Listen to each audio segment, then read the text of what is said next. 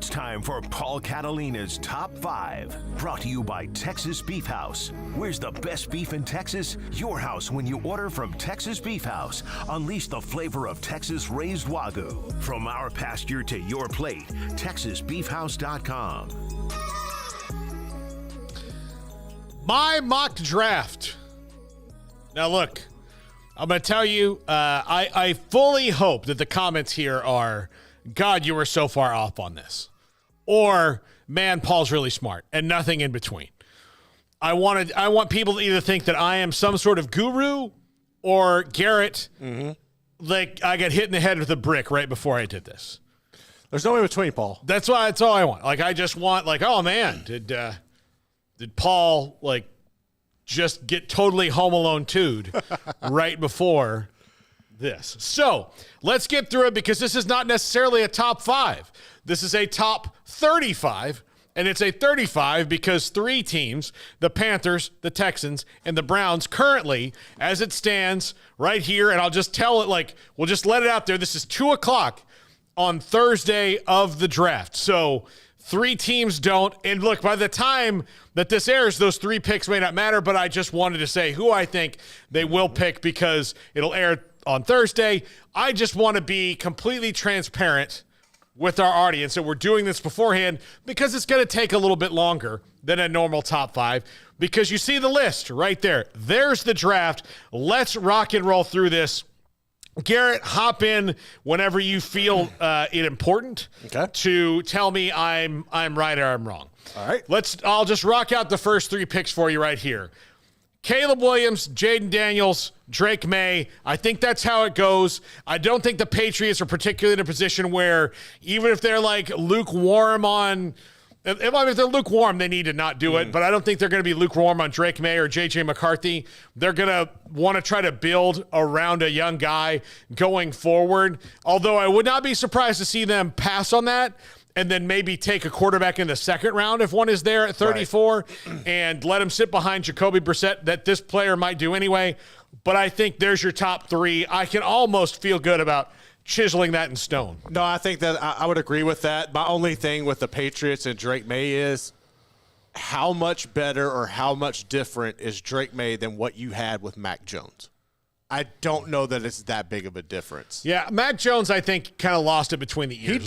He did. So, but yeah. That's kind of where I'm at with that one. Yeah. All right, next 3 picks.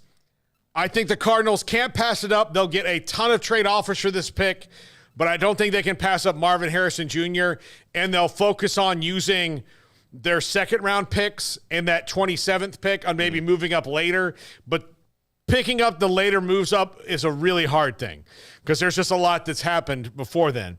With the 5th pick, the Vikings trade 11 and 23 to the Chargers and, ironically, take Jim Harbaugh's quarterback, J.J. McCarthy. He's the future in Minnesota right now. They've got to get in front of the Giants, who appear to really like J.J. McCarthy.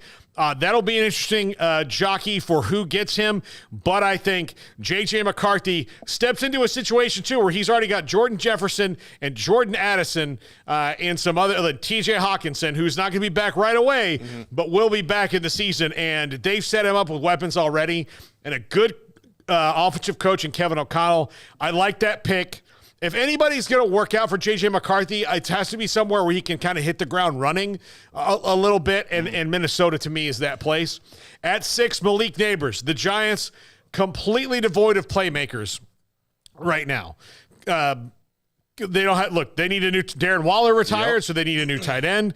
Wide receiver-wise, they don't really, and I know that they did draft one last year, but they need more playmakers for Daniel Jones. They need a running back now. There's a lot that the Giants need going forward. That Saquon Barkley's in Philadelphia. There's a lot going on. So they have got to get playmakers there. Yeah, I like that move for the Giants. I don't like the idea of New York taking a quarterback in the first round. I think if you stock up and you get this pick right here, if you can get Neighbors, and then in the second round you can go off and grab Bo Nix, that gives you more to work with, in my opinion, than taking a flyer on a first-round quarterback or moving up to get one.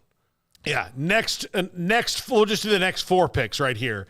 I do see the Jets trying to get aggressive, but Joe Alt makes perfect sense for the Titans. I mentioned him in my Knuckle Breakers the other day. They need a tackle. It just makes too much sense. Would not be surprised to see them maybe go wide receiver here because Rome Odunze is still on the board.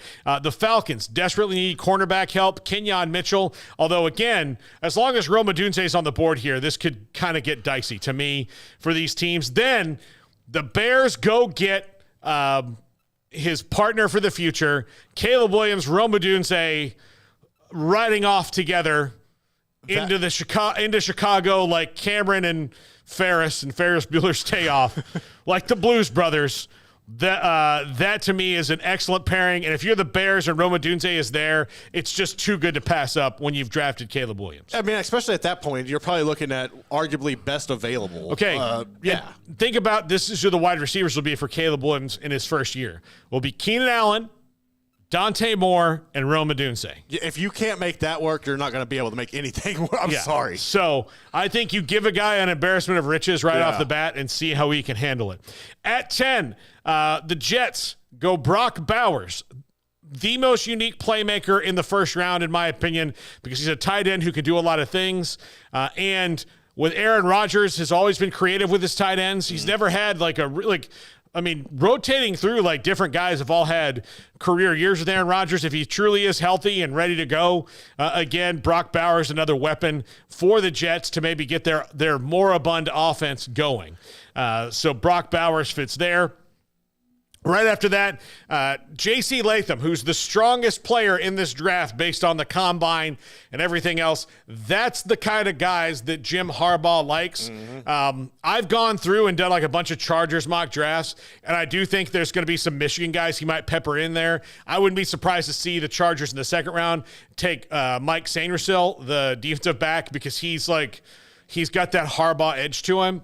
But J.C. Latham, tackle from Alabama, allows them to start protecting Justin Herbert better. And they still have another first-round pick coming around in 12 picks after this. At 12, the second Tyga off the board, Brian Thomas Jr. There are talks around Cortland Sutton right now in the Broncos, which I think maybe centered around look, they've got to get more picks.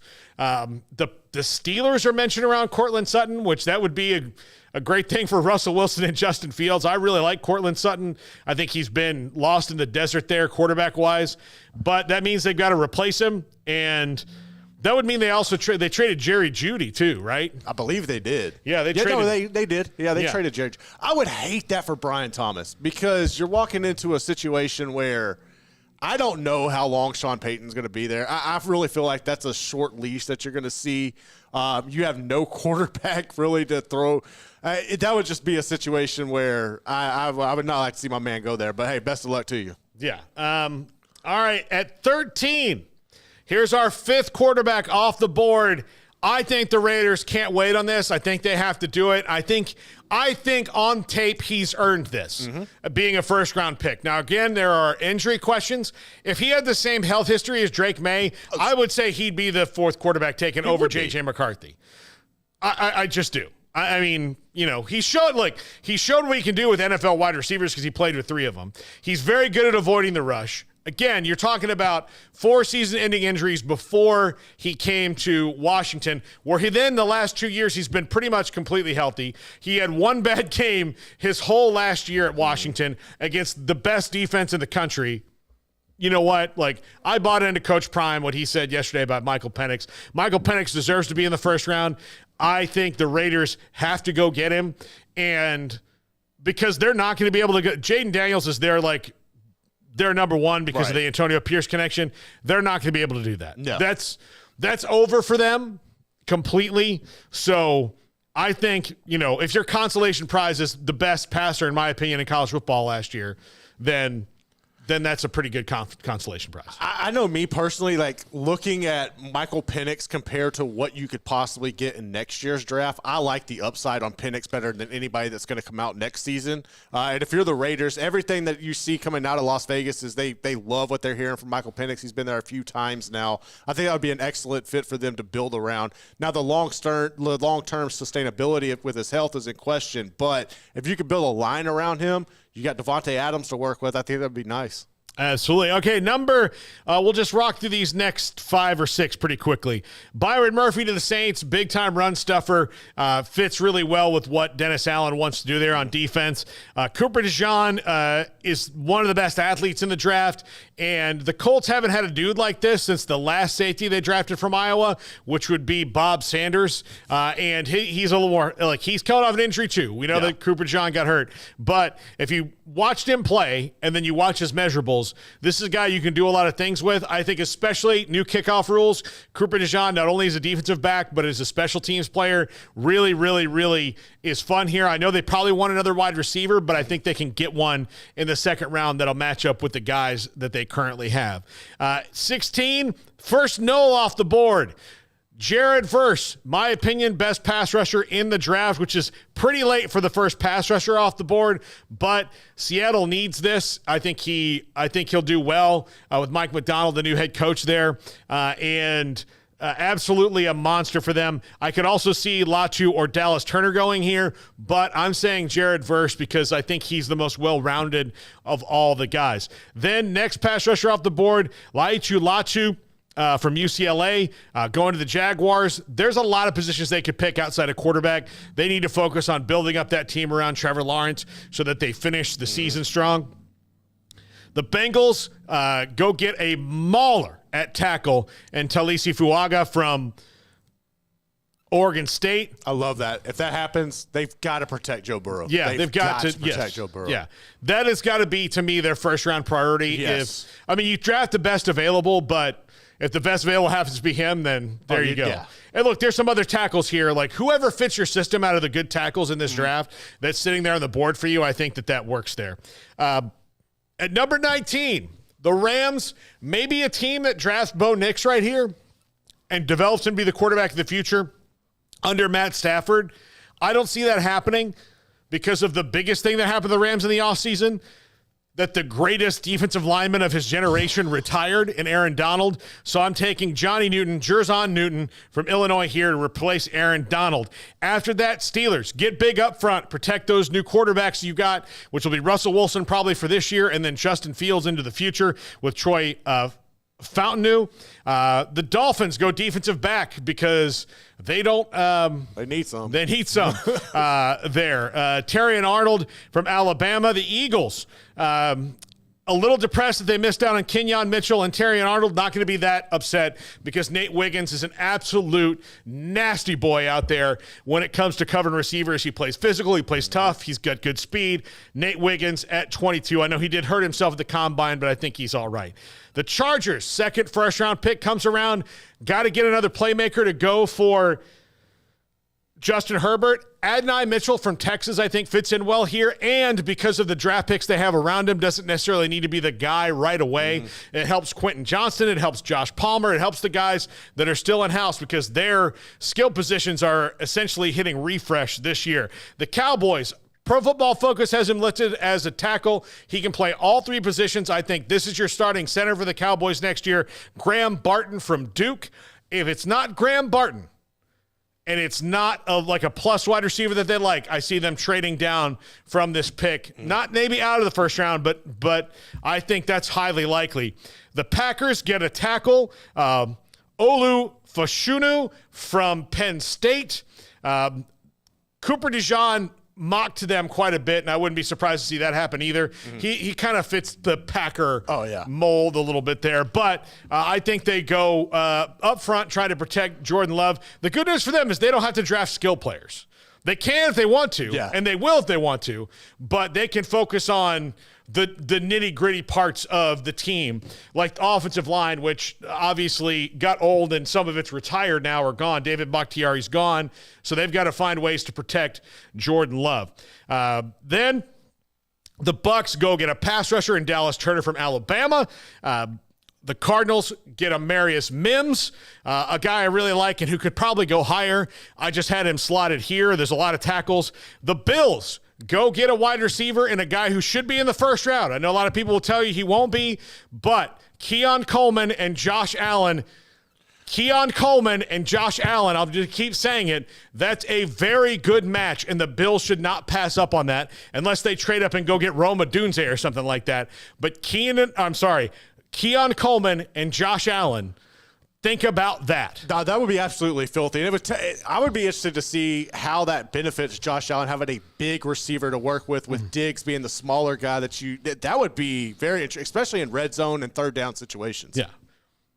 The Lions need a defensive back. They go Kool-Aid McKinstry from Alabama. I think he's a guy who they'll really like. I would not be surprised to see them get like a bit of a mauler here, though, too, like because they just nasty. that kind of a player. But Kool-Aid McKinstry, they need some help at defensive back, and that's where they go. The Ravens need a tackle. I waffled back and forth between Jordan Morgan and Kingsley Sumatria from BYU. I went Jordan Morgan here. Could be one of those guys, but expect to see the Ravens draft probably 2 or 3 offensive linemen in this draft. That's their biggest position of need. The 49ers go wide receiver and Troy Franklin. A lot of consternation with Brandon Ayuk there. I don't think he's going to get traded, but if he does, they got to have a replacement. And even if they don't trade him and they don't sign him to an extension, they've got to have a ready-made replacement. Troy Franklin, a guy I really like here, who really is kind of in the Brandon Ayuk mode. Very similarly styled. And this one just makes too much sense for me not to do it. Patrick Mahomes gets his first down machine and Ladd McConkey. Another toy to play with. Yeah, absolutely. And somebody that can move the ball with. The next 3 picks are the teams outside the first round. I think the Panthers go with Xavier Legette, wide receiver from South Carolina, who probably should be in the first round, but won't get there. The Texans, third Noel off the board, Braden Fisk, defensive tackle, Florida State. If the Texans got him, are you kidding me? Okay. Let me tell you about this. Is a D'Amico Ryans player right here. Yeah. This is D'Amico Ryans type player. He'll love that. He's even mentioned it, that he really liked it after he visited them. And then at 54, the last team to have their first pick in the draft, the Browns get help pass rushing. Darius Robinson from Mizzou. They've already got Myles Garrett on one side. This allows them to have another pass rush effort there. Grade me. Tell me how I did. Let me know. This has been the Top 5 brought to you by Texas Beef House. And I know it was longer, but I hope you enjoy it.